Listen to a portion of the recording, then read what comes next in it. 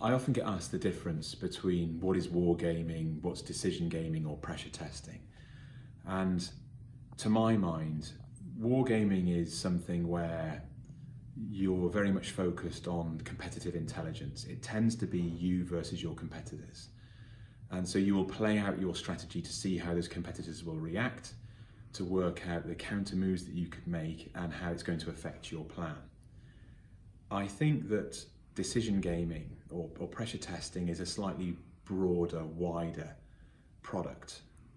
It involves a much more diverse group of people in the room, much more of a vertical slice of the organization, representing everybody from clients, maybe suppliers, maybe a regulator if you're in a regulated industry, but also the people who do the delivery for you, the people who deliver the products and the services, who market them, who actually are client facing for you, account managers, etc.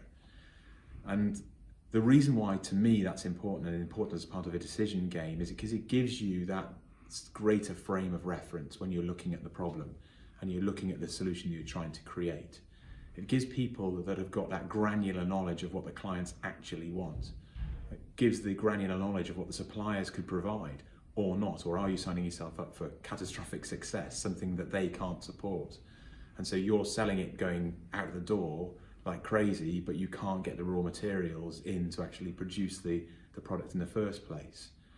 So I think it basically comes down to what is your focus? And for me, yes, it's good to understand what your competitors are going to do, but I think that's only maybe a small percentage of the actual problems you will face in rolling out your concept or your strategy.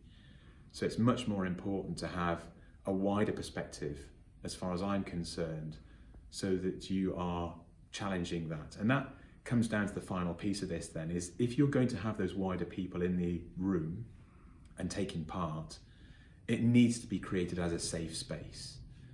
Those people will invariably be perhaps more junior in the organization or even external to it, like suppliers. And they don't want to come in to feel like they can't critique or challenge the thinking that's going on. Equally, some of the leaders that might be in the room don't want to feel like they are being unnecessarily challenged. So they need to be comfortable with the fact that people are going to come back and question some of the decisions that are being made.